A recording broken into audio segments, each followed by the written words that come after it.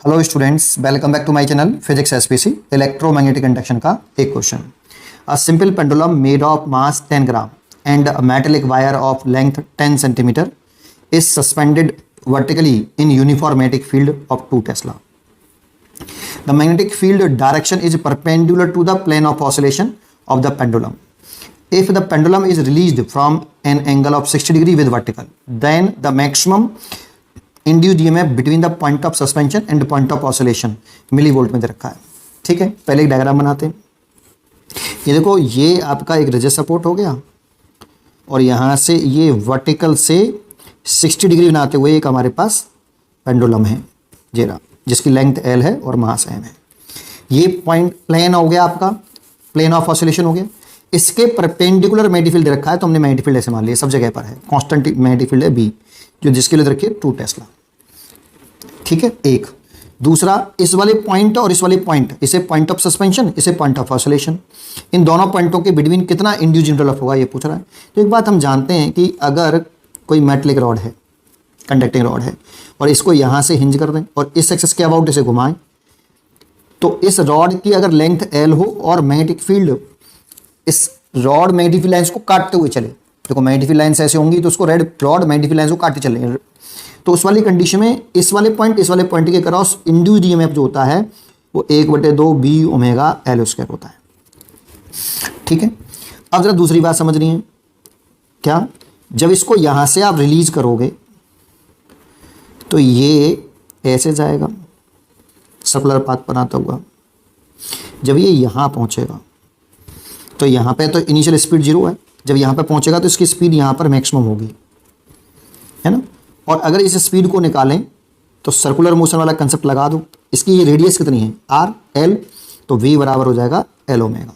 यहां पर ये वेलोसिटी मैक्सिमम होगी और ये वेलोसिटी मैक्सिमम होगी, तो v बराबर यहाँ से ओमेगा बराबर निकालें तो v अपॉन एल। ओमेगा की वैल्यू पुट करें तो 1/2 b, ओमेगा की वैल्यू हो गई v upon L multiplied by L square, L से एल कट गया, तो 1/2 b v एल। जब ये स्पीड मैक्सिमम है तो इंड्यूस्ड ईएमएफ भी मैक्सिमम होगा, और मैक्सिमम इंड्यूस्ड ईएमएफ पूछ रहा है। ठीक है, अब हमें केवल v निकालना है। v कैसे निकालें? तो ये देखो, यहाँ पर आपको कंजर्वेशन ऑफ मैकेनिकल एनर्जी लगाना पड़ेगा, लेकिन उसके लिए हमें ये वाली हाइट चाहिए होगी। ये कैसे निकालें? तो देखो, इस एल का अगर हम कंपोनेंट करें, इस एल का, तो एक कंपोनेंट तो ये आएगा और दूसरा ये वाला होगा।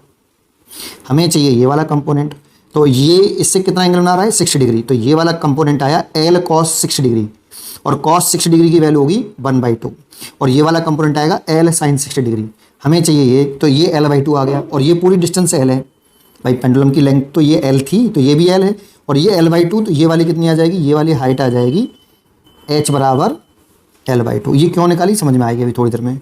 अच्छा, अब सोचो, यहाँ से यहाँ तक क्या मैकेनिकल एनर्जी कंजर्व कर सकते हैं? बिल्कुल कर सकते हैं। तो according to conservation of mechanical energy, kinetic energy plus potential energy equal to kinetic energy final.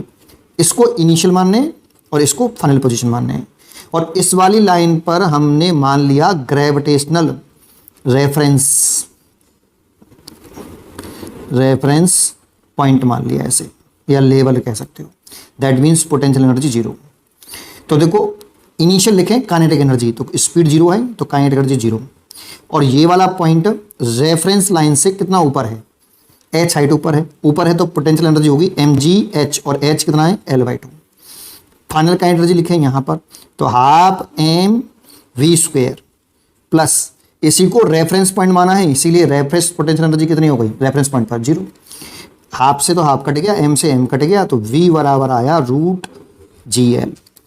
ठीक है, और यहाँ पे पुट कर दो, तो ये e की वैल्यू आ गई 1/2, b की वैल्यू दे रखी है हमें 2 Tesla multiplied velocity √gl multiplied l। देखो, ये 2 से तो 2 कट गया, g की वैल्यू 10 और l की वैल्यू दे रखी है हमें 10 सेंटीमीटर, तो 10 × 10⁻⁻², और l की वैल्यू 10 × 10⁻⁻²।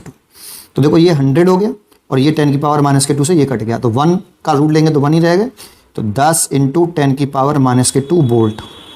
लेकिन हमें चाहिए मिली वोल्ट में, तो इसे लिख सकते हैं 100 और 10⁻⁻3। देखो, एक जीरो इधर बढ़ाइए तो पावर -3 कर दी ना, इतना वोल्ट, और इसे लिख सकते हैं मिली वोल्ट, तो 100 मिली वोल्ट। इसलिए इसका आंसर होना चाहिए 100 milli volt. Integer type question है तो यहाँ पर 100 भर देंगे। उम्मीद करता हूँ कि आपको ये क्वेश्चन जरूर समझ में आया होगा।